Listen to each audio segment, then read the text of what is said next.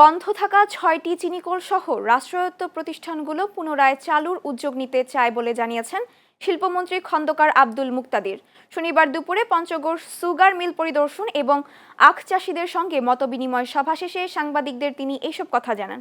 শিল্পমন্ত্রী বলেন, বন্ধ মিলগুলো চালু হলে কর্মসংস্থান সৃষ্টি হবে, রাজস্ব আহরণের সুযোগ বাড়বে। এর মাধ্যমে সরকার ও দেশের জনগণ উভয়ই উপকৃত হবে। বাংলাদেশ চিনি ও খাদ্য শিল্প কর্পোরেশনের চেয়ারম্যান জাহাঙ্গীর আলমের সভাপতিত্বে মতবিনিময় সভায় বিশেষ অতিথি হিসেবে বক্তব্য রাখেন পঞ্চগড় ১ আসনের সংসদ সদস্য ব্যারিস্টার নওশাদ জমির, শিল্প মন্ত্রণালয়ের সচিব ওবায়দুর রহমান সহ অন্যান্যরা। এই চিনিকলের সাথে সংশ্লিষ্ট আখ চাষীদের স্বার্থ যেন রক্ষা হয়, সেটা হলো একটা প্রাথমিক শর্ত, প্রাথমিক বিবেচনা। দ্বিতীয় প্রাথমিক বিবেচনা হলো এই চিনিকল চালু থাকলে যে পরিমাণ শ্রমিক ছিলেন তাদের স্বার্থের বিষয়।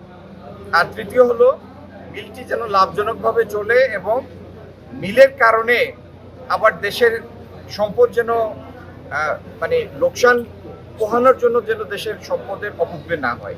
এই তিনটা হচ্ছে বিবেচ্য বিষয়।